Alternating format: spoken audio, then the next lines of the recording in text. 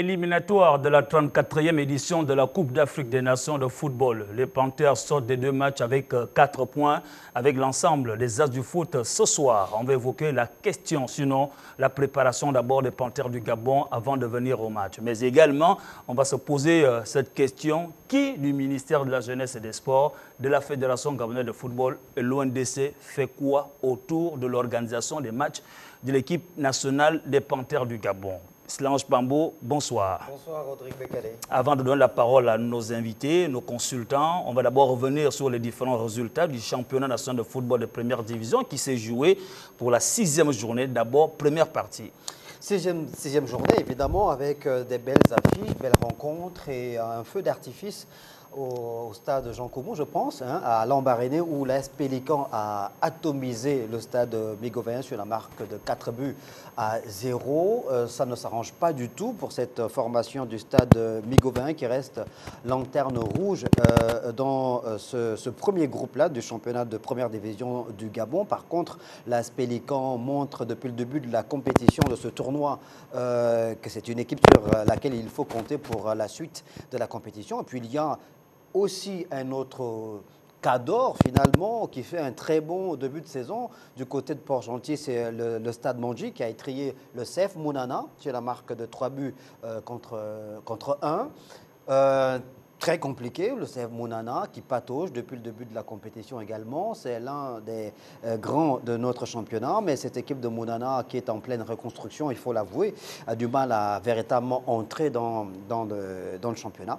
Voilà, c'est son... La suite de cette 6e journée, la fin, c'est mercredi prochain, l'Union sportive de Yambouingidi au stade Gaston Pelé de Bitam. Oui, et puis il ne faut pas aussi oublier le match nul de l'Union sportive de Bitam face à Missile au stade Monédan de Siban, un but partout. Un stade de Monédan de Siban dont les travaux ont été pris d'assaut par les supporters très nombreux de l'US Bitam. Malheureusement, l'USB n'a pas pu faire la belle opération parce qu'elle a été rattrapée. Elle menait au score 1-0, mais Missile a eu les ressources pour revenir, même si, on le sait, il y a eu un fait qui a peut-être privé l'USB des 3 points de la victoire. Ce but qui a été annulé, qui a été diversement apprécié, interprété, semble-t-il, peut-être que le juge central et son arbitre de touche ont eu une mauvaise lecture de ce deuxième but de l'USB annulé pour hors-jeu. Mais bon, on aura l'occasion peut-être d'en parler.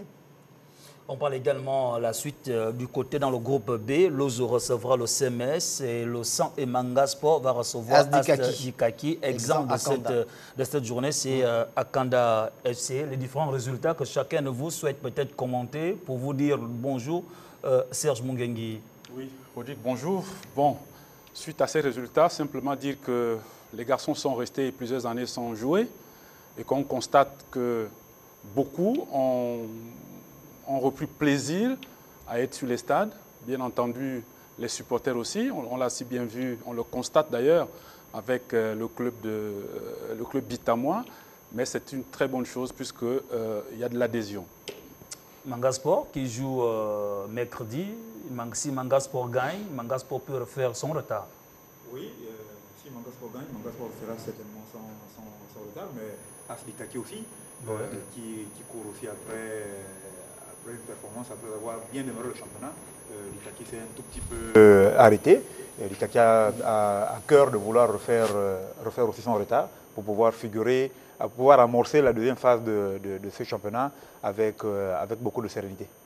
Gaëtan Kouka, bonjour, bonsoir. Le National Foot qui poursuit son bon nombre de chemin avec des rencontres bien engagées.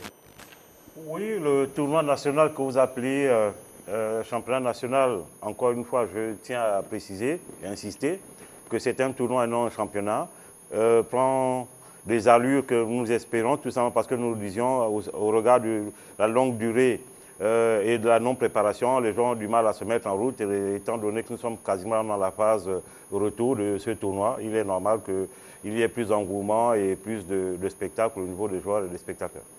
Vous avez cette possibilité de nous contacter via les contacts qui s'affichent au bas de votre écran. Nous sommes bien sûr sur les antennes de Télé Africa. C'est votre émission Les As du Foot. Président, le petit doigt veut certainement dire quelque chose puisque vous le levez. Non, parce que je voulais faire remarquer quelque chose. Je m'inquiète un tout petit peu. J'espère que l'USB va corriger ça très rapidement. L'Union sportive de Bitam gagne difficilement à l'extérieur. L'USB a du mal un peu. Sachant très bien que les playoffs vont se jouer à l'extérieur. Vont se jouer à l'extérieur. L'équipe a du mal à enclencher les victoires à l'extérieur. Ça m'inquiète un tout petit peu. J'espère qu'ils vont pouvoir rectifier le tir pour qu'on ait un vrai championnat où, avec des attentes bien évidemment qui sont nombreuses de notre part, nous les spectateurs. J'espère que la deuxième phase, le coach va pouvoir rectifier le tir. Solange Pambo m'a toujours posé la question. C'est difficile de vous voir au stade lorsque le championnat se joue. Mais non. Moi, ou bien tu attends que la Nyanga FC vienne en première division. Non, Mounadji. Vienne en première division pour venir au stade. C'est un club mythique, Mounadji 76. Non, quand je peux, je vais au stade. Juste que depuis le début du tournoi, je n'ai pas encore eu le temps d'y aller. Du championnat ou bien du tournoi. Techniquement, c'est un tournoi. Pourquoi vouloir inventer la roue? Il y a des normes dans toutes les corporations, d'accord? Techniquement, nous disons bien que c'est un tournoi, ce n'est pas un championnat. Ok, d'accord. Serge Monguengui. Encore pour revenir sur ce que Brice disait, face au résultat de l'USB, le principe pour tout entraîneur, c'est d'abord, ou tout manager, c'est de réussir à la maison et aller engranger quelques points à l'extérieur. Donc, si l'USB est dans cette lancée, bon, ce n'est pas trop mauvais. Mais c'est aussi un danger. Si vous recevez à la maison, vous gagnez vos matchs à la maison, mais vous ne savez pas voyager, sachant très bien, comme on l'a dit, que les playoffs vont se jouer à l'extérieur. C'est bien à l'extérieur. Et puis après, l'USB ayant reçu beaucoup de matchs à la maison, va devoir se déplacer parce que l'USB va jouer du kaki à l'extérieur, Manga à l'extérieur. C'est quand même des équipes qui, du moins depuis le début de la saison, sont un peu les bonnes équipes du championnat. Donc, affronter ces équipes à l'extérieur, il faut être suffisamment armé pour aller vaincre ceux qui concourent avec vous à ce championnat. Pardon. Je pense qu'il n'y a pas péril à la demeure. Pour l'instant, il n'y a pas le feu. Le championnat ne fait que démarrer, même s'il est très court. Mais je m'inquiète un tout petit peu. Je constate simplement que l'USB gagne beaucoup plus à la maison et n'arrive pas encore à l'extérieur. Et si vous demandez à un supporter de l'USB, il n'a pas envie d'aller au stade. Ils ne remplissent pas les gradins du stade de Simon, par exemple, pour aller voir des nuls. Ils viennent pour gagner des matchs. Exactement. Il faut que l'équipe suive le public. On va rester, voilà un peu ce qu'il fallait savoir également en ce qui concerne le championnat national de football de première division. On rappelle que les matchs vont se jouer ce mercredi à partir de 15h. Solange Pambo va rappeler, 15h30, l'USO recevra Bouengidi, l'Ozo Sport dans le groupe B recevoir l'AOCMS, Manga Sport Asdikaki, Akanda est exempt. On a l'impression qu'Akanda s'achemine vers la deuxième division. Non, mais on a dit que c'est précoce. C'est difficile, c'est précoce de le dire. C'est précoce de le dire maintenant. On n'a même pas encore entamé la seconde phase. Oui. Akanda peut se révolter. Oui, Akanda. Dans cette deuxième phase-là. Comme le stade Migovéen. Et je crois qu'ils ont le temps peut-être nécessaire de pouvoir rectifier le tir, engranger quelques victoires qui pourraient éviter à ce que Akanda, le stade Migovéen, descende en deuxième division. Ça va pas être facile. Le leader de la poule, c'est l'USB. L'USB a 11 points. Donc 11 points d'écart avec Akanda. 10 points d'écart avec Akanda. Le championnat se joue sur une victoire, c'est 3 points. Donc en phase retour, on se dit que très vite, Akanda peut gagner 3 matchs et puis se retrouver très vite au haut du classement. C'est difficile, c'est facile à dire, mais tel qu'on voit Akanda jouer, je pense que ça va être quand même extrêmement difficile. Très difficile. C'est ce qu'il fallait retenir en ce qui concerne le championnat national de football de première division qui s'est joué. La première partie s'est jouée ce week-end. On va attendre mercredi prochain. Posilingue sera certainement au stade. Solange Pambo, c'est un appel également pour que vous soyez au stade pour voir comment le championnat se joue. Serge Monguengui, Gaëtan Kouka. Abordons les éliminatoires de la 34e édition de la Coupe d'Afrique des Nations. Vous le savez, les Panthères du Gabon ont joué 2 matchs. D'abord en RDC, en République démocratique du Congo. On va d'abord arriver sur les résultats avant de venir sur tout ce qui a tramé autour de la préparation des Panthères du Gabon et ces matchs. Je m'en vais vous proposer un petit récapitulatif du tableau qui résume ces différents résultats de cette équipe des Panthères du Gabon. Vous regardez, la RDC a été battue par les Panthères du Gabon 0-1. Le Gabon fait match nul, 1 but partout face à la Mauritanie. Quand vous essayez de regarder chacun de vous, est-ce qu'on s'attendait à ces résultats? D'abord du côté de la RDC pour le Gabon. Brice Idnengue, Serge Monguengui, Solange Pambo, Gaëtan Kouka, vous avez la parole, tout en respectant les critères du 3C, court, clair et concis. Écoutez, je vais me jeter à l'eau. Allez-y. Dans la qualité de la préparation qu'on a vécue, enfin on a pu suivre depuis le début, j'avoue que je m'attendais beaucoup plus à 6 points. Oui. Ensuite, il y a eu des événements qui ont émaillé la fin de la préparation, qui m'ont fait douter vraiment de la capacité du Gabon à aller gagner en terre congolaise. Comme vous le savez, ce match a été préparé dans de bonnes conditions, mais rejoindre le Congo a été extrêmement difficile pour le Gabon. Et à partir de là, j'avoue que je ne m'attendais pas à grand-chose. Mais je voudrais quand même qu'on reste sur le résultat d'abord. Oui, parce que le deuxième sujet de notre émission va aborder ces questions-là. C'est pour ça que je ne questions-là. parle pas de tous les problèmes qu'il y a. Je dis, à partir de là, je ne m'attendais pas vraiment à grand-chose. Je me disais, ramener un nul allait déjà être du pur bonheur. Ramener un point, c'est vraiment... Il faut dire que Dieu a dormi avec nous. Dieu était avec nous de ce voyage-là. Il était dans notre lit à la veille et on en sort avec un point. Et puis le match retour, c'est ma plus grosse surprise. À la maison, je pensais qu'on allait faire un très bon résultat qui nous aurait conforté dans une position de leader du groupe. Malheureusement, ça ne s'est pas passé comme on le voulait. Donc, dans tous les cas, que ce soit le match aller où je ne m'attendais pas à grand-chose à cause des péripéties qu'on a connues, ou le match de Franceville où je pensais qu'on allait gagner, et qu'on arrive à sortir là avec un nul, j'avoue vraiment avoir été surpris, et surtout les deux résultats. Gaëtan, victoire historique du Gabon en RDC. C'est la première fois que le Gabon bat la RDC. Oui, en RDC. En RDC. En RDC, effectivement, c'est une victoire plus qu'historique. Malheureusement, vous l'avez dit, nous n'allons pas circonscrire l'environnement. Mais au regard de tout ce qui a précédé ce match, je pense que c'est doublement historique parce que on a eu une équipe gabonaise qui, déjà au sortir de la CAN, nous a démontré que sur le plan mental et psychologique, qu'elle avait des ressources. Et ça participait justement de l'une des problématiques du football gabonais. Et ces enfants aujourd'hui sont en train de nous faire la démonstration que les choses sont en train d'évoluer dans le bon sens. Oui, le Congo a été un match difficile, mais ça a été la victoire de la solidarité, de la bravoure et de la résilience dans la manière d'aborder les compétitions sur le plan international. Serge Bongengi, avec vous, je voudrais qu'on analyse d'abord le 11 type d'Anissé Yala qui va s'afficher. Anissé Yala qui a fait une composition d'un effectif, vous le voyez. Vous avez Axel Meillet en attaque. Vous avez Xavi Babika, vous avez Kanga Gelor, Ochanga, Medwin Bitégué, André Biogopoko, Apinangoy, Moketu, Oyono, Amonome, Sambissa. Quelle analyse vous faites de ce premier 11 d'Anissé Yala qui tient pour la première fois titulaire dans cette équipe? Hein, c'est ça, non? C'est ça? Exactement, c'est la première fois. Voilà. Oui, ok, merci. Ben, sur cette équipe qui a été alignée lors du match RDC-Gabon, le premier constat, au-delà de tous les problèmes qui ont précédé cette rencontre, je ne vais pas y revenir, je vais simplement dire que j'étais quand même réjoui de voir ces garçons évoluer, puisque nous avons parlé ici de la reconstruction de cette équipe nationale, les Panthères. Donc, au vu de la prestation de ces garçons, j'ai eu beaucoup d'espoir.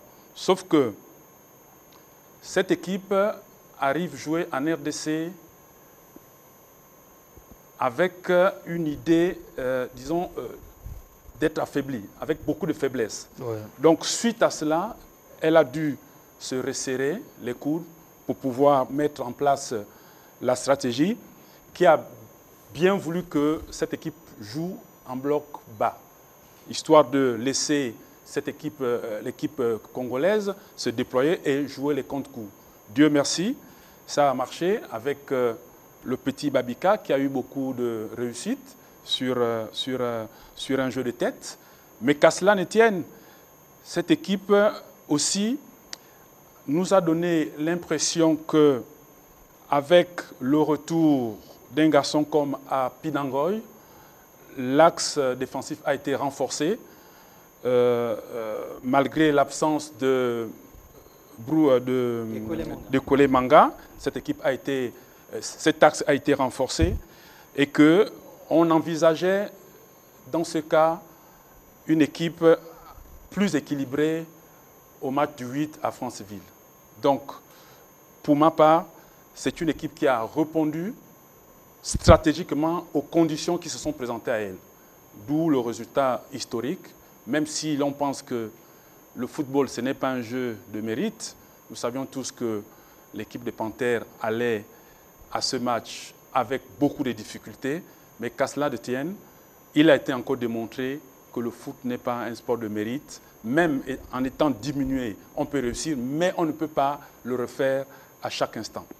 Lange Pambo, on va faire la comparaison. On va vous montrer l'équipe, le 11 titulaire de Patrice Neveu face à la Mauritanie. Je voudrais tous qu'on essaie de faire cette comparaison, comprendre pourquoi l'équipe, ceux qui ont joué avec Anissé Yala n'ont pas pu être titulaires face à Patrice Neveu. Qu'est-ce qui peut justifier le changement d'une équipe qui a gagné face à cette équipe? On regarde la composition, les 11 titulaires de Patrice Neveu. Alors, vous avez Meillé qui était là, Aaron Boupenza, Kanga Gelo, Denis Bouanga, Medwin Bitere qui est revenu, André Buyoro Poko également, Watcher, Paloun, Apinango, Yoanobian, Amonome, Lange Pambo. Bon, premièrement, ce n'est pas le même adversaire. Oui. La RDC ne joue pas forcément comme la Mauritanie. Tout à l'heure, Serge Monguengui parlait de cette capacité de l'équipe de la République démocratique du Congo à faire du jeu. Et volontairement, les Gabonais, parce qu'ils étaient très fatigués, ont laissé le ballon aux Congolais. Donc, on n'avait pas face à nous une équipe qui joue en bloc. Or, la Mauritanie est une équipe compacte qui joue en bloc.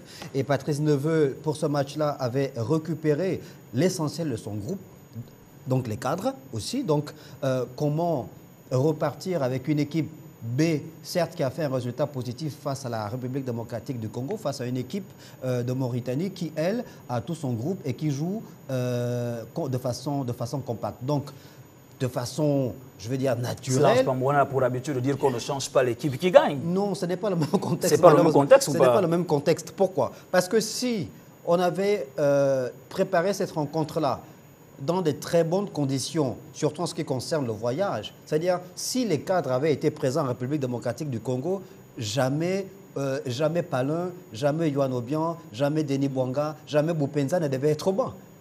On est d'accord au moins sur ça. Il devait être sur le terrain.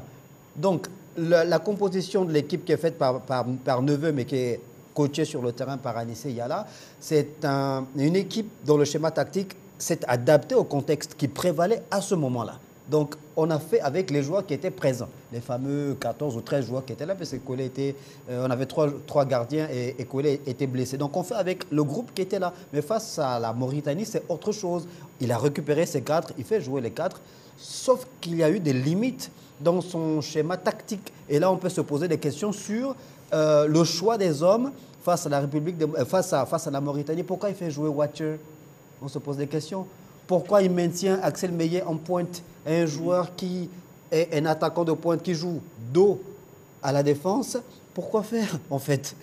Il faut quand même rappeler, hein, c'est important que Xavi Babika s'était blessé. Je ne monopolise pas la parole, monsieur. Oyono également était blessé, raison pour laquelle ces deux n'étaient pas présents, n'étaient pas titulaires face à la Mauritanie. Et Alex Mouketou, il était blessé, Mouketou, quand on joue contre la République démocratique du Congo, dans l'axe de la défense face à la RDC, qui joue? À Penango, il joue avec qui?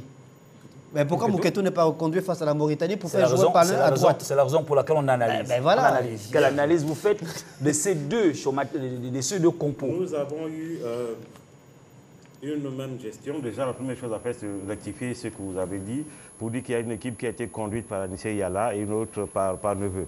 Je ne pense pas tout simplement parce qu'Anissé Yala est et reste l'adjoint de M. Neveu, qui obéit aux directives, aux ordres de M. Neveu. Donc il y a eu une communication en termes de classement. Voilà. Donc à ce niveau, il faut rectifier. Ne donnons pas l'impression qu'il y a deux managers pour deux équipes. C'était une même équipe, mais les circonstances ont voulu que Anissé Yala se retrouve là. Bien. Le premier constat, c'est que le match du Congo, effectivement, on a vu des jeunes, comme on le dit. J'ai toujours dit ici avec force et détail que la notion de titulaire est un concept qui devait disparaître. Il devait avoir le concept des hommes, de la forme du moment. Les petits qui sont allés au Congo, qui se sont retrouvés à 12, parce que ça, on ne le souligne pas assez. Vous avez eu Kouélé Manga qui était blessé, donc des 15 gars qui sont retrouvés en RDC. Et vous avez eu 3 gardiens, donc il n'y avait pas de possibilité de remplacement. Donc c'est pourquoi le contexte historique est à souligner ici. Bien, les enfants sont partis soudés par le discours et par la prise de conscience d'abord individuelle du fait qu'au-delà des difficultés, nous avons un pays à défendre et que se donnant toutes les possibilités sur le plan mental et physique de pouvoir, au sortir de la préparation, malgré les écueils, donc nous reviendrons sur ça tout à l'heure, se sont donnés justement des armes de pouvoir gagner ce match. Ensuite, nous n'avons pas compris, effectivement, au retour du Congo, la gestion. Ce qu'il faut souligner, c'est que le choix des hommes et le classement est d'abord le premier facteur qui a délimité les performances de l'équipe nationale. Vous avez pris un Paloun que vous avez mis dans l'axe, c'est un fait inédit. Le coach sait pourquoi il met Paloun dans l'axe. Ensuite, il prend le petit Watcher, il le met.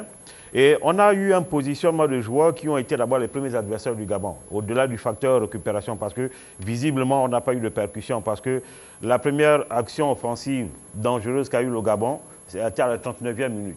Il n'y a pas eu de percussion. Donc, ça veut dire que ce match a été managé déjà dans son positionnement et dans l'animation à certains niveaux, parce que simplement, ceux du Congo, donc le groupe du Congo, pour parler ainsi, n'a pas pu suffisamment récupérer. Après le match, il y a eu des écueils. Ceux qui sont restés à Barcelone, visiblement, ne se sont pas entraînés parce que nous n'avons pas senti les gars déterminés et volontaires qui ont pu apporter la percussion. Malheureusement, le management n'a pas pu se faire. On aurait pu, sur le match de la Mauritanie, les 30 dernières minutes, insuffler des éléments nouveaux, notamment par le petit Mabika, notamment par le petit Onchanga, qui, eux, ont démontré au Congo qu'ils avaient de la matière. Et malheureusement, ça n'a pas été fait. Donc, M. Neveu a quand même sa part de responsabilité. Brice Nengue, est-ce que Neveu est passé à côté du coaching? Ça dépend de l'objectif qu'il s'était fixé et ça dépend de ce que 27 secondes de silence. Oui, parce que passer à côté du coaching, je ne pense... L'hésitation. Passer à côté du coaching, je ne pense pas. Parce que la 39e minute, si cette tête plongeante rentre au fond des filets, on n'a pas le même match. Oui. Après, on ne dit pas qu'on est passé à côté que Neveu est passé à côté de son match, puisque après c'est le nul qui nous oblige aujourd'hui. Mais il faut comprendre un peu, tout le monde en parle sur le plateau. L'équipe nationale ne s'est pas entraînée les 3 derniers jours avant de rejoindre le Congo. C'est balai entre l'aéroport et l'arrivée et l'hôtel à chaque fois. Ensuite, l'équipe nationale se prépare comme elle peut dans les vestiaires en 10-15 minutes avant dans l'avion et certainement dans les vestiaires, 10-15 minutes avec le discours des aînés pour motiver les plus jeunes. Quand l'équipe nationale arrive au Gabon, elle ne rejoint pas son lieu de résidence prévu. Elle reste une nuit supplémentaire sur Libreville et l'équipe nationale ne s'entraîne sur quasiment 7 jours. L'équipe ne joue n'a qu'une seule séance d'entraînement. Et puis une légère séance de reconnaissance de terrain où c'est beaucoup plus à Frontville, où c'est beaucoup plus se dégourdir les jambes plutôt que de jouer véritablement. Donc, je n'ai jamais vu autant de glace circuler dans l'équipe nationale. Vous savez que souvent, on a un lot de glaçons qu'on achète pour régénérer le corps. Le coach nous l'enseignera certainement, parce que souvent, on achète des glaçons dans lesquels on plonge les joueurs pour permettre de la récupération. Mais pour une fois, on a dépensé beaucoup d'argent parce que les glaçons sont arrivés en plusieurs vagues. D'abord, le premier jour, à leur arrivée, il a fait venir des glaçons pour plus de 300 000 francs. Ensuite, le deuxième jour, il en a encore commandé pour plus de 300 000 encore. C'est des glaçons qui sont arrivés parce que les jeunes n'avaient pas le temps de récupérer suffisamment, n'avaient pas le temps de s'entraîner. Il fallait essayer de faire récupérer les gars. Les jeunes du Congo, on aurait pu les reconduire. Mais vous ne prenez pas des jeunes qui n'ont jamais joué à un niveau international, vous les plongez dans des conditions extrêmement difficiles, et puis ils vous font 2 gros matchs d'affilée. Vous avez vu que même sur le match du Congo, on le termine quasiment à genoux. Mabika, il craque avant la fin. L'équipe termine le match quasiment à genoux. Heureusement, les gars se serrent les dents. Mais quand ils arrivent, ils ne récupèrent pas parce qu'on les plonge encore dans des conditions extrêmement difficiles où il n'y a pas d'entraînement, il n'y a pas de possibilité de récupération. Donc je pense qu'on sort de là avec 4 points, mais c'est vraiment 4 points gagnés au forceps et on n'est pas passé à côté de notre résultat. Dernière question sur ce sujet. Est-ce que ça craint pour l'avenir? Non seulement dans le jeu, dans la production du jeu, les résultats. Est-ce que ça craint? Moi, je dirais oui. Hein. Je dirais oui. Parce à quel niveau? Il y a un aspect qu'on a tendance à négliger. On a perdu quand même 2 grands je vais parler d'Emerick et Lemina. Tout de suite, à mon avis, ça se fait ressentir. Il faut les rappeler. Maintenant, les rappeler, peut-être que si l'on constate que les difficultés s'empirent ou s'aggravent, peut-être qu'on fera cette démarche, mais je ne peux pas me prononcer là-dessus. Axel Meillet, aujourd'hui, pratiquement, l'objectif c'est quoi? Certes, maintenir la défense dans ces derniers mètres, mais aujourd'hui, il a tendance à revenir défendre. Et il défend beaucoup, Axel Meillet. Il défend beaucoup. Et d'ailleurs, voici pourquoi il a souvent été utilisé dans les derniers quarts d'heure. Bon, vous avez Boupenza. Boupenza, aujourd'hui, qu'est-ce qu'il fait? Il décroche beaucoup. Bouanga, il décroche beaucoup. Ça, c'est pratiquement le profil qu'avait l'équipe lorsque Pierre-Emerick y était, parce que lui, par son influence, il avait la possibilité de maintenir des défenses plus hautes. Maintenant, dans l'animation, c'est vrai, avec tout ce que les garçons ont eu à dégager comme énergie, effectivement, il n'y a pas eu du répondant parce qu'en face aussi, on a vu une très grande équipe de Mauritanie qui n'a fait que jouer sur les éléments de base. Le marquage strict, beaucoup d'agressivité et c'était tout. Permettez-moi, à mon avis, permettez-moi, Silence Pambo, pardon. On va regarder le classement du groupe I rapidement pour nous situer. On va revenir sur. Vous avez Mauritanie qui est en tête. Gabon, Soudan, République démocratique du Congo. On va rapidement regarder la prochaine journée de ces éliminatoires de la 34e édition de la Coupe d'Afrique Côte d'Ivoire 2023. Le programme, c'est le programme provisoire de la 3e et 4e journée qui donne les combinaisons suivantes. Gabon, le 19 septembre. Gabon va recevoir la formation du Soudan. Le Soudan, le 27 septembre, recevra l'équipe gabonaise. Messieurs, comment prépare-t-on de telles rencontres lorsqu'on a quand même raté du coaching à domicile? Je ne comprends pas comment on peut parler de raté. On a 4 points sur 6. Je ne sais pas comment ce bilan peut être négatif pour certains. On n'est qu'à la 2e journée des éliminatoires. On n'est pas dans une position où on est à tout prix à la recherche de points. Beaucoup estiment qu'on avait la possibilité de on avait la possibilité de faire... Ne les condamnez pas aussi. Oui, mais on avait la possibilité de faire 6 points, on est d'accord. Oui. Mais en fait, on ne joue pas seul sur le terrain. Les autres aussi avaient la possibilité de faire 6 points. Tout le monde dans ce groupe avait envie de faire 6 points. On ne joue pas pour les autres. On ne joue pas pour les autres. On a perdu 2 poins à la maison. On a perdu 2 points importants. On le disait déjà pour le championnat qu'il faut gagner les matchs à la maison et puis grappiller les points à l'extérieur. Là, on a fait le contraire. On allait prendre les points à l'extérieur et on en a perdu malheureusement à la maison. C'est ce qui est bon signe si on commence à gagner. Avant, on se plaignait de ne pas gagner à l'extérieur. Là, maintenant, on a compris qu'on peut aussi gagner à l'extérieur. Ça veut dire que le prochain match, on ira certainement gagner à l'extérieur. Mais en fait, on a même un calendrier favorable. On a un calendrier favorable parce qu'on se retrouve à 4 points aujourd'hui. On a à recevoir la prochaine journée le Soudan. Excusez-moi, qui n'est peut-être pas la meilleure équipe du groupe, mais qui n'est redoutable qu'à la maison. Ça veut dire qu'on a encore nos cartes à jouer. On ne doutait pas aussi la Mauritanie. On a eu le coup en 2018 quand il s'est agi des éliminatoires de la CAN 2019. La Libye. Burundi qui nous a barré le chemin. Qui nous a barré le chemin. De grâce. Non, Silence Pambo, soit de revenir rapidement. Légèrement prendre le contre-pied de Serge Mouguengue sur la suite. Avant qu'il ne perde le fil de ses idées. Sur la suite de la compétition, je ne pense pas que la suite soit aussi difficile pour les Panthères de Gabon pour la simple et bonne raison. Brice venait de le dire, on a 4 points, on est à 2 journées seulement. Ensuite, pour la suite de la compétition, on a récupéré certainement Djima Levina. Ça, c'est clair, c'est sûr qu'on l'a récupéré.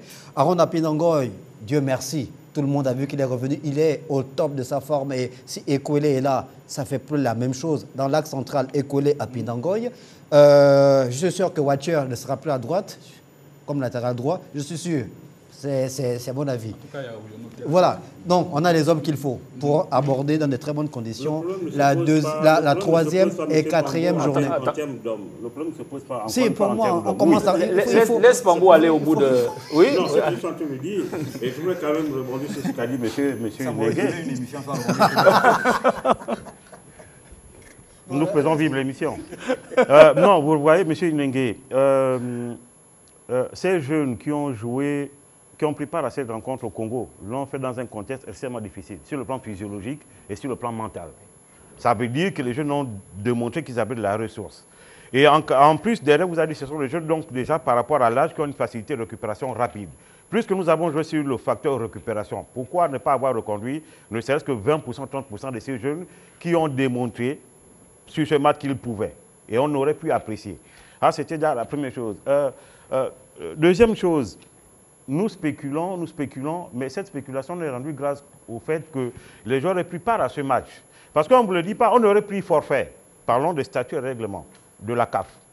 Notamment dans son chapitre 27, article 59, qui dit ceci. Toute fédération qui déclare forfait après le lancement des matchs paye une pénalité de $20 000. Donc quand vous convertissez, ça vous fait 14 millions. Mais qui par ailleurs est suspendu pour la prochaine édition de la CAN. Ça veut dire quoi in fine? Ça veut dire qu'on aurait perdu 4 années. Donc, avant que nous nous lancions dans les spéculations, il faut d'abord partir de ce principe. Donc, c'est pour dire, le caractère grave. Vous abordez presque le deuxième aspect, le conséquent deuxième sujet de cette émission. On va poursuivre pour rentrer de plein pied dans le deuxième sujet de cette émission. Le deuxième sujet, vous le savez, ministère FEGAFOOT ou NDC, qui fait quoi? On va maintenant aborder la question de tout ce qui a été en termes de ce que beaucoup ont qualifié de fiasco, d'organisation. Qui fait quoi entre le ministère de la Jeunesse et des Sports, l'ONDC, Fédération gabonaise de football, dans la préparation de notre équipe nationale. D'abord, rappeler le rôle du ministère de la Jeunesse et des Sports, Gaëtan Koukar. Le ministère de la Jeunesse et des Sports est, si vous voulez, l'administrateur de crédit. Donc, c'est lui qui décaisse de l'argent sous la base d'une programmation faite par la direction technique nationale. Enfin, le code via la direction technique nationale, donc la Fédération gabonaise de football. C'est comme ça que ça devrait s'organiser. D'accord? Or, ici, les responsabilités sont clairement établies. Le ministère décaisse les moyens, la Fédération gère l'équipe nationale. Et quand on dit gérer, c'est tant sur le plan financier, matériel, moral que physique. Ça veut dire que la Fédération fait un budget, remet au ministère de la Jeunesse et des Sports. Le ministère de la Jeunesse et des Sports prend ce budget, met à la disposition de la Fédération gabonaise de football. C'est ce qui devrait se faire. C'est la norme. Partout, c'est comme ça que ça se fait. D'accord? Maintenant, ici, nous nous rendons visiblement compte à la lumière des faits qu'il y a un problème d'individus. Comment comprendre que la Fédération dise « nous n'avons rien géré, ce sont ses prérogatives » et qu'aujourd'hui, qu'on dise que c'est le ministère qui aurait pris un avion? Quel était le plan de vol en partance du Gabon pour Paris, de Paris pour Kinshasa, et de Kinshasa revenir au Gabon? Quel était le plan de vol? Et pourquoi avoir changé le plan de vol? C'est toutes ces interrogations qui nous amènent justement au fiasco que nous connaissons aujourd'hui. Mais quand nous parlons de fiasco, monsieur Bekale, fiasco peut être un euphémisme lorsqu'on en parle comme ça. Nous avons failli perdre l'équipe nationale. Nous sommes passés à 2 doigts du drame national. D'un crash. Il faut dire les choses telles qu'elles sont. D'accord? Tout simplement parce que la volonté d'un individu, soit-il responsable, a amené le pays à se retrouver encore une fois dans un état qu'on ne peut pas dénoncer, parce que j'en parle, je suis même encore choqué. Ce sont des pères de famille que nous avons dû perdre, ce sont des frères, ce sont des enfants, ce sont des responsables en un mot. Tout simplement parce qu'un individu a pris une décision. Une mauvaise décision. Non, une décision avec des impacts qui auraient amené le pays à un drame national. Comment sur ce point, certes, moi j'aurais souhaité qu'il y ait une communication officielle sur cette question. À ce jour, nous n'avons eu aucune communication. Donc, pour ma part, je veux plus me contenter d'aborder les questions de réponse à la situation qui s'est posée. C'est des éléments qui peuvent arriver. Ça aurait pu être aussi un avion irrégulier et qui est un problème. Mais c'est la capacité de pouvoir réagir toutes les fois qu'il y a des difficultés de ce genre. C'est au niveau de cette capacité que moi je me prononce. Nous sommes quand même une nation assez organisée. Au sortir de cette situation, tout de suite, dans les heures qui suivent, on aurait pu trouver une solution. Or, ça a quand même tiré en longueur. Voilà. Permettez-moi, en l'absence de communication, c'est une forme de communication. Oui. Souvenons-nous, nous sommes sortis de la CAN où il y a eu avant... Je rappelle quand même que la Fédération gabonaise de football a annoncé... L'avion a atterri pour des soucis techniques. quelle communication autour on peut encore avoir? Cette communication, elle est officielle. Mais on sait que l'avion s'est posé. C'est celui qui a fait le choix sur l'avion qui est à l'origine de la panne technique. Quelle est la programmation? Comment on prépare un avion? Comment on prépare un match de l'équipe nationale? Tout part de l'entraîneur national, du sélectionneur national. C'est lui qui met en place le programme de préparation. Ce programme est validé par la Fédération gabonaise de football et puis transmis au ministère pour débloquer les moyens. Le ministère débloque les moyens en donnant l'ordre à son trésorier, en fait, à son compte de gestion, donc l'agent comptable. Mais aujourd'hui, on sait que tous les financements viennent de l'Office national de développement du sport. À partir de là, on ne peut pas comprendre, on ne peut pas nous dire aujourd'hui qu'on ne sait pas qui a fait quoi, quand on sait que la fédération a transmis les éléments et que tout l'argent a été géré par ceux qui doivent décaisser. On ne peut pas nous dire après, aujourd'hui, on ne peut pas nous faire comprendre qu'on ne sait pas qui a fait quoi. On sait tous que c'est au niveau du ministère que l'équipe nationale est gérée. Il faut pointer du doigt là où ça fait mal. Ouais. Et c'est donc eux qui sont allés prendre l'avion. Maintenant, quelles sont les conditions pour aller prendre l'avion? Il n'y a que eux qui peuvent nous l'expliquer. Pourquoi nous nous sommes retrouvés avec un avion qui n'a même plus de certificat de vol? Comment ça se passait par le passé? On a loué les avions en Guinée équatoriale. Le Gabonais s'est plaint, tout vantard qu'il est, qu'on ne peut pas se contenter aujourd'hui des avions de la Guinée équatoriale. Parce que nous sommes vantards, on croit avoir tout le monde entier à nos pieds. On a abandonné les avions de la Guinée équatoriale, pourtant qui nous amenaient partout où on partait, à moins de coûts et sans difficulté. On est allé prendre Air Ivoire. Les Gabonais sont pleins. Certains ont pensé que ceux qui allaient louer l'avion à la fédération avaient des ristournes autour de l'avion. Mais depuis un moment, on sait que les avions sont gérés directement par d'autres personnes que la Fédération gabonaise de football. Il faut le leur dire. Ils sont allés choisir un avion qui n'était pas bon. Et c'est leur responsabilité. Est-ce qu'ils ont fait exprès d'aller choisir? Est-ce qu'on peut faire exprès d'aller choisir un avion qui n'était pas bon? Ou bien un avion Slange Pambo, Gaëtan Kouka, un avion qui avait une panne, on fait exprès d'aller choisir. Est-ce que c'est la faute de celui qui a fait le choix?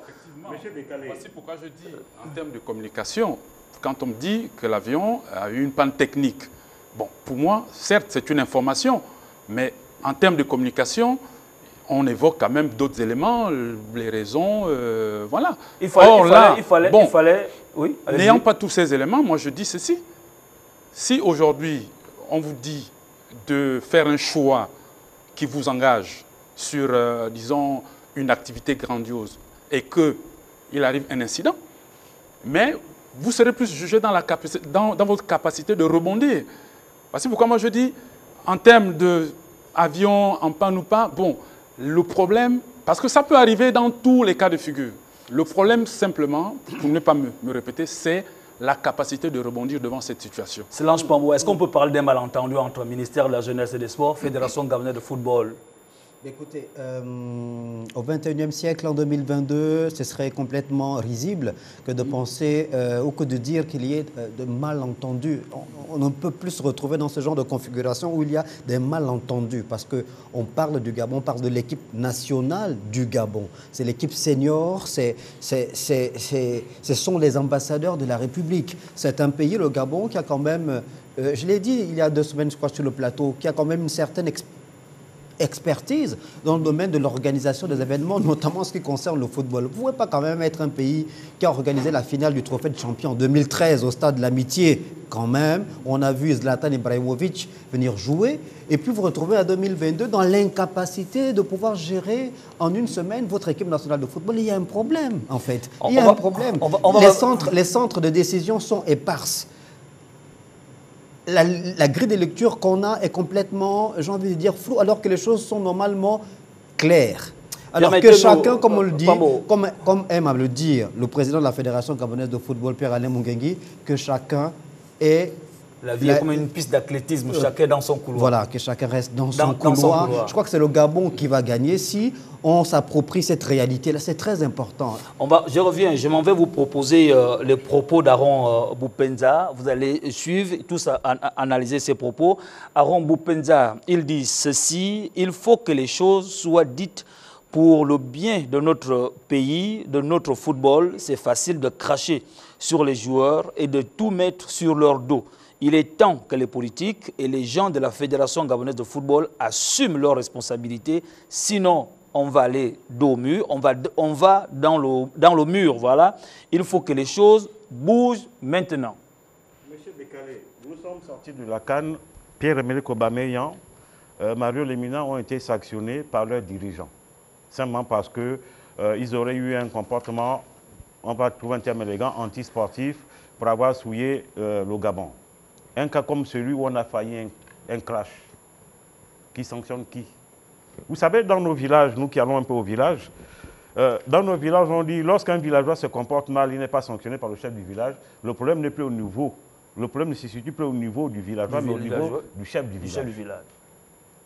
Nous avons eu des débats avant la CAN, pendant la CAN. Après la CAN, même pas 6 mois, nous allons encore un problème encore plus grave, un crash. Jusque-là, les gens sont tranquilles, paisiblement dans leur maison. Mais lorsqu'il s'agit des joueurs, tout de suite, on sanctionne.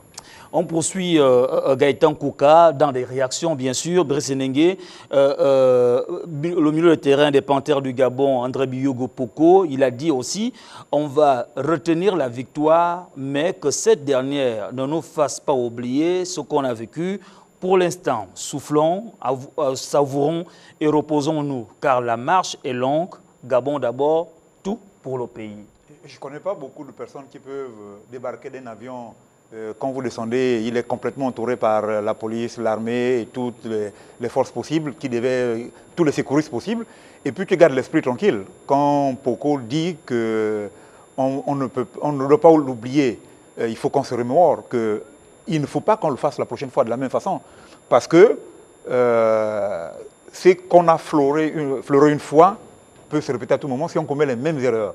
L'idéal serait de préparer les joueurs dans de bonnes conditions pour qu'ils oublient les aspects qui a organisé le voyage, comment on va voyager, qu'est-ce qu'on va manger, parce qu'on est arrivé, on ne le dit pas, mais la carte de crédit du coach a servi en France à acheter de l'eau de l'équipe nationale. Ce n'est pas sa carte bleue qui doit servir à ça. Pendant que quelqu'un développe le taxi de l'hôtel donc, vous comprenez qu'on n'était pas dans une organisation habituelle. On est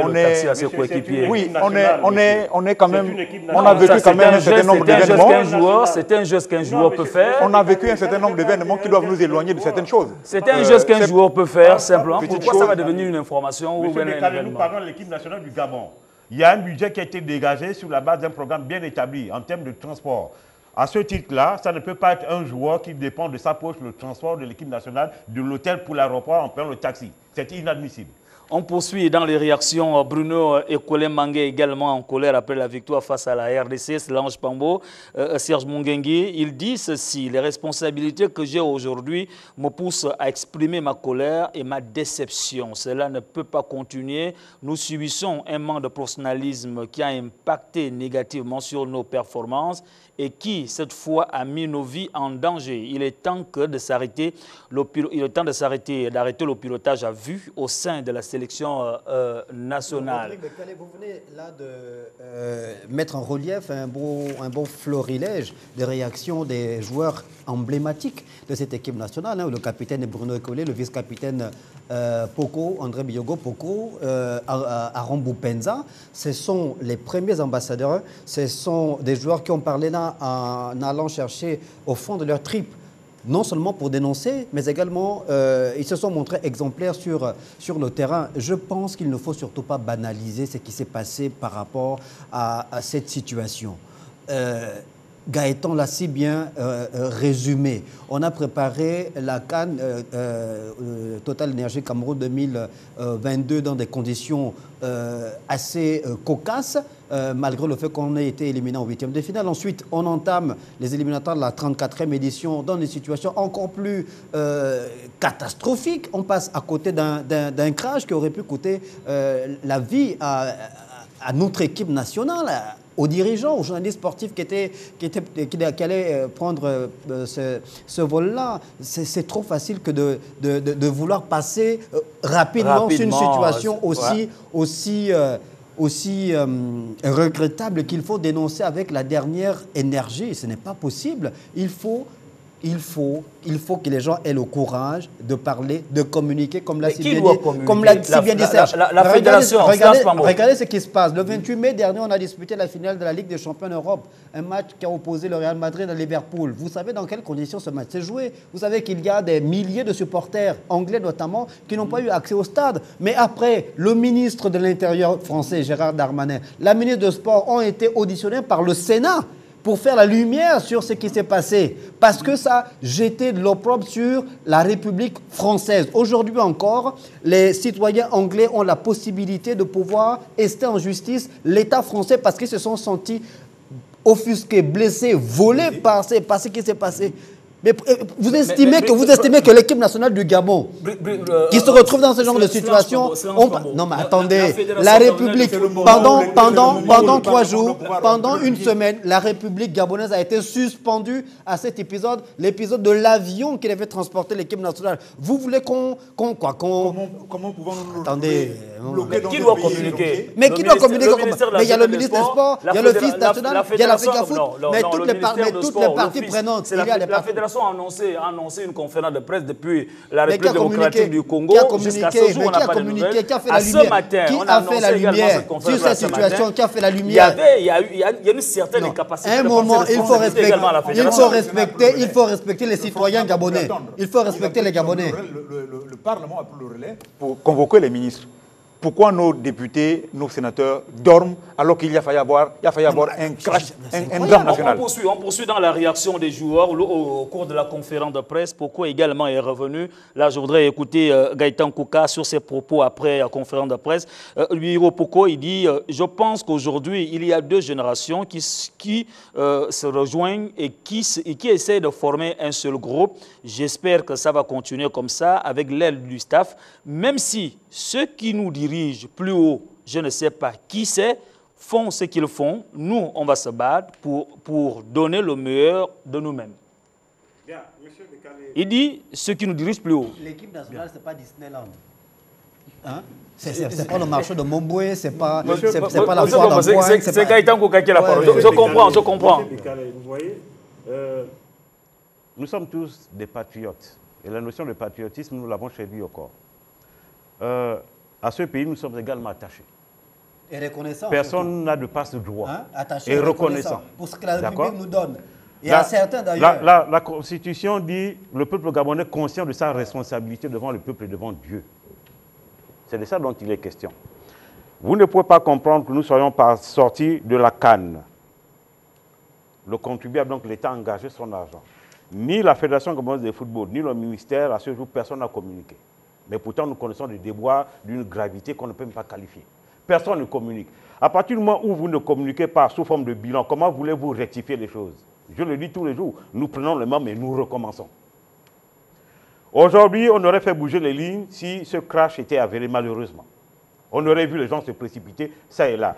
La représentation nationale ne convoque personne pour se justifier sur un comportement. Mais à tous les niveaux, il y a une complicité coupable, monsieur Bekale. À tous les niveaux? À tous les niveaux. Que voulez-vous que nous disions? C'est une échelle. Et une fois de plus, le président de la République commet devant le fait accompli. Bien sûr, vous faites bien. Permettez-moi, vous faites bien de citer le chef de l'État. Lorsqu'il recevait cette équipe nationale à la veille du match, bien sûr, il déclarait ceci, le chef de l'État. J'ai reçu ce mardi à Franceville les Panthères du Gabon. J'ai tenu à les féliciter pour leur exploit face à la République démocratique du Congo et les encourager pour le match face à la Mauritanie. Il est important que cette équipe bénéficie d'un niveau d'encadrement à la hauteur de son potentiel. Alors, je voudrais quand même poser cette question. Les responsabilités aujourd'hui, ni la Fédération, ni le ministère, ni l'ONDC, bon, encore que l'ONDC fait sa part, met les moyens à la disposition de la Fédération gabonaise de football. Non, monsieur France, permettez-moi, si le chef de l'État, qui est plus informé du pays, arrive à légitimer encore le ministre aujourd'hui, peut-être on confie la responsabilité de ce fiasco. Est-ce que ce n'est pas une manière aussi d'épargner le ministre sur cette question-là? Le président de la République et le chef de l'État, il prend la posture du premier des Gabonais, il est au-dessus de la mêlée. Ce qu'il a fait en recevant l'équipe nationale rentre dans ce registre-là.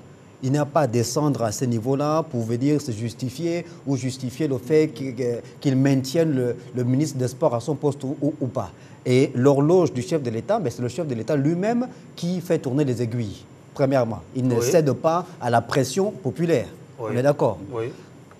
Deuxièmement, le président de la République, je l'ai dit il y a 2 semaines de cela, dans la foulée de l'organisation de la CAN 2017, a créé 2 agences. et une troisième, le Fonds national de développement du sport. Il y avait la Nagiris, la CNOGEMSENI et le Fonds national de développement du sport. Ces 3 agences ont été dissoutes parce qu'il fallait faire des économies. On a estimé qu'il y avait trop d'agences. On a dissous les 3 agences. Elles ont fondu en l'Office national de développement du sport et la culture. Il devait y avoir, au-delà du transfert du patrimoine, transfert de compétences.